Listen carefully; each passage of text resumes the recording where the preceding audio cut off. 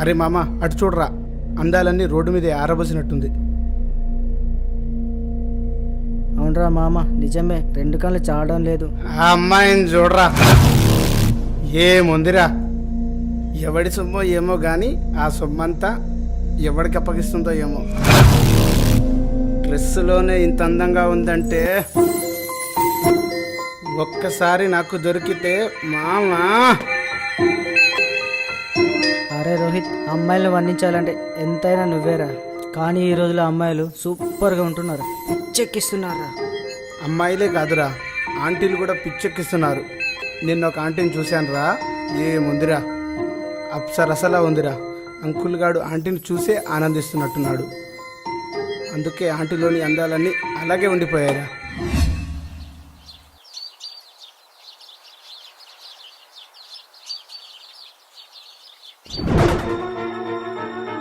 అరే ఏం చేస్తున్నావురా? నా ఇంటి ముందు వస్తావా? నీ సంగతి చెప్తా ఉండరా.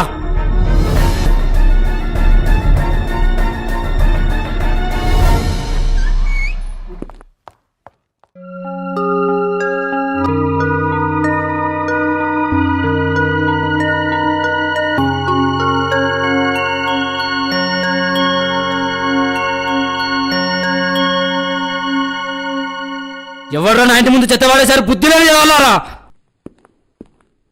నేనేరా బుద్ధి లేని ఎదవా.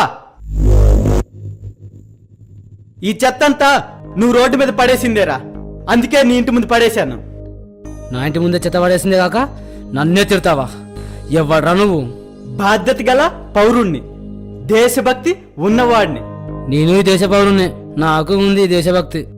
దేశభక్తి అంటే జనగణమన పాడడం కాదురా, జనాలకి హాని కలగకుండా చూసుకోవడం నేనేమి జనాలకు హాని కలిగించడం లేదే అని నువ్వనుకుంటున్నావు. ప్రతిరోజు నువ్వు చేసే పనేంటి? రోడ్డు మీద పాను తిని ఉమ్మేస్తావు.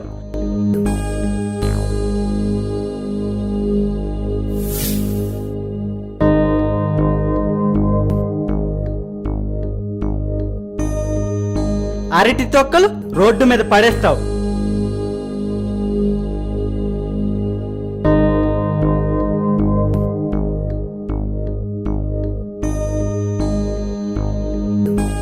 రోడ్డు పక్కన ఉన్న మొక్కల్ని పీకేస్తావు.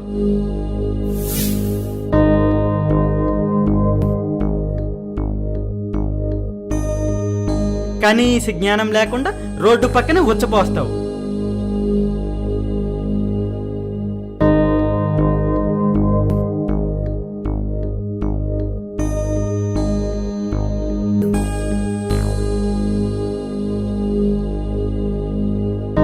ఇదేనా నీ దేశభక్తి? మీ ఇంట్లో కూడా ఇలాగే చేస్తావా?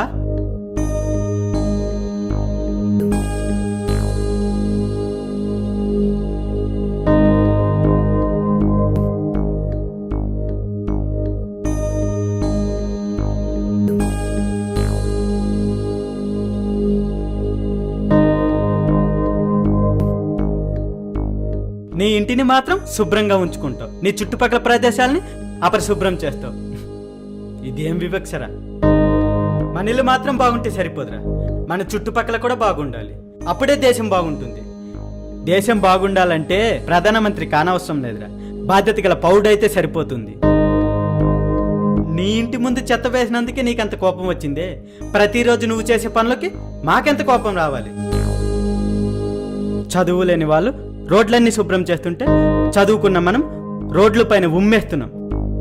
సిగ్గుగా లేదారా?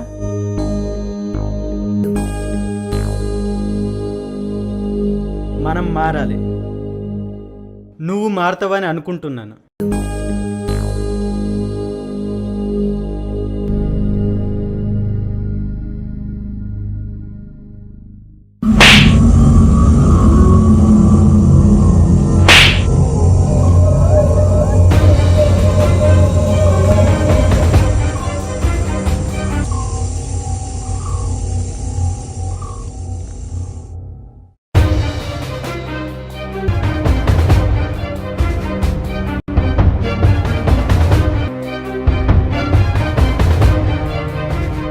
ఏమైందిరా, ఎందుకు గొడవపడుతున్నారు?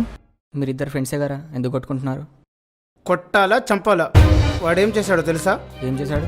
కాలేజీకి వెళ్తున్న నా చెల్లెల్ని చూసి వాడు ఎంత వల్గర్గా మాట్లాడాడు నీకు తెలుసా? వల్గర్గా మాట్లాడా? ఏం మాట్లాడాడు? చెప్పలేనురా, వాడన్న మాటలు నా నోటితోనే. ప్రతిరోజు నువ్వు ఆడవాళ్ళని చూసి వల్గర్గానే మాట్లాడతావుగా. పర్లేదు చెప్పు. అరే ఏం మాట్లాడుతున్నావురా? వాడన్నది నా చెల్లినిరా. చెల్లి నీ ఒక్కడికి ఉందారా? మాకు లేరా? వేరే వాళ్ళకి లేరా? అంటే ఏంట్రా? నేను మాట్లాడుతున్నది నిజం. అమ్మాయిల గురించి ఆంటీల గురించి నువ్వు తప్పుగా మాట్లాడితే అది నీకు ఆనందం. వేరే వాళ్ళు తప్పుగా మాట్లాడే ఆడవాళ్ళలో నీ తల్లో నీ చెల్లో ఉంటే నీకు ఆవేశమా? ఇదేం న్యాయంరా? మన ఇంట్లో ఉండే ఆడవాళ్ళను అమ్మ, అక్క, చెల్లి, వదిన, పిన్ని, పెద్దమ్మ, చిన్నమ్మ అంటూ ప్రేమగా పలకరిస్తాం. వాళ్ళని గౌరవిస్తాం, ఎందుకంటే వాళ్ళు మన బంధువులు కాబట్టి. మనకు బంధువులు కానీ ప్రతి ఆడవాళ్ళని అసభ్యకరంగా చూస్తాం, అసభ్యకరంగా మాట్లాడతాం. వాళ్ళని కూడా మన బంధువులా చూడొచ్చు కదరా. ఎందుకు ఈ వివక్ష? నువ్వే కాదురా, నీలాంటి వాళ్ళు చాలా మంది ఉన్నారు. మీలాంటి వాళ్ళ వల్లనేరా తల్లిదండ్రులు ఆడపిల్లని కనాలంటే భయపడుతున్నారు. ఆడవాళ్ళంతా మన బంధువులేరా. మన అమ్మని అమ్మని ఎందుకు పిలుస్తాం? అమ్మలా ఉండే మరో అమ్మని ఆంటీ అని పిలుస్తాం. ఆమెను కూడా అమ్మని పిలవచ్చు కరా. ఆంటీ అంటే ఏదోలా ఉంటుంది. నీ చెల్లిని తప్పుగా అనడం నువ్వు బాధపడుతున్నావు. ప్రతిరోజు నీలాంటి వాళ్ళు ఎంతోమంది చెల్లెల్ని తల్లుల్ని వేధిస్తున్నారు, బాధిస్తున్నారు, తప్పుగా మాట్లాడుతున్నారు. వాళ్ళకు కూడా నీలాంటి అన్నయ్యలు కొడుకులు ఉంటారు కదరా. వాళ్ళు కూడా నీలాగే బాధపడరా చెప్పు? మన ఇంట్లో ఉన్న ఆడవాళ్ళని ఎలా గౌరవిస్తామో మిగతా వాళ్ళని కూడా అలానే గౌరవిద్దాం. వాళ్ళని కూడా మన బంధువులా భావిద్దాం.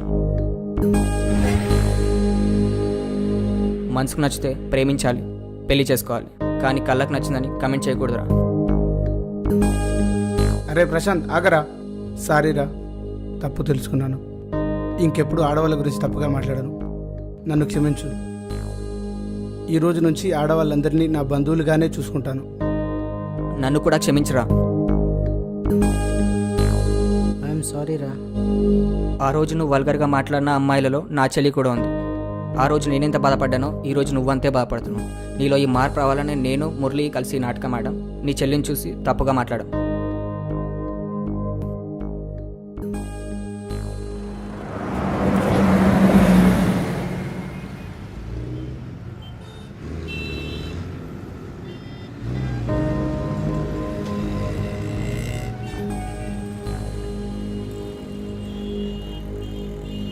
సిస్టర్ 49 నెంబర్ బస్ వెళ్ళిపోయిందా?